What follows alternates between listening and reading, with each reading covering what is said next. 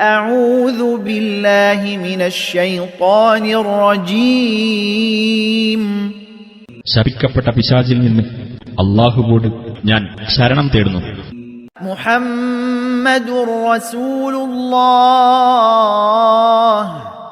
والذين معه أشداء على الكفار رحماء بينهم تراهم ركعا سجدا يبتغون فضلا من الله ورضوانا سيماهم في وجوههم من أثر السجود ذلك مثلهم في التوراة ومثلهم في الإنجيل كزرع أخرج شطأه فآزره فاستغلظ فاستوى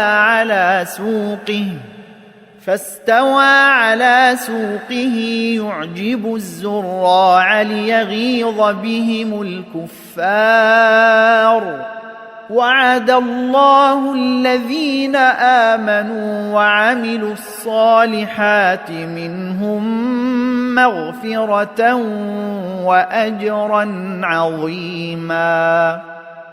മുഹമ്മദ് അല്ലാഹുവിന്റെ റസൂലാകുന്നു. അദ്ദേഹത്തോടൊപ്പമുള്ളവർ സത്യനിഷേധികളുടെ നേരെ കർക്കശമായി വർത്തിക്കുന്നവരാകുന്നു.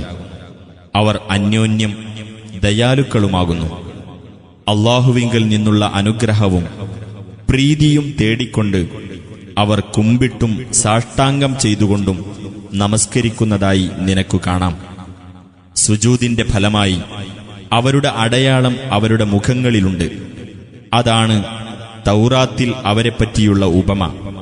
ഇഞ്ചീലിൽ അവരെപ്പറ്റിയുള്ള ഉപമ ഇങ്ങനെയാകുന്നു: ഒരു വിള, അത് അതിന്റെ കൂമ്പ് പുറത്തു കാണിച്ചു, എന്നിട്ടതിനെ പുഷ്ടിപ്പെടുത്തി, എന്നിട്ടത് കരുത്താർജിച്ചു.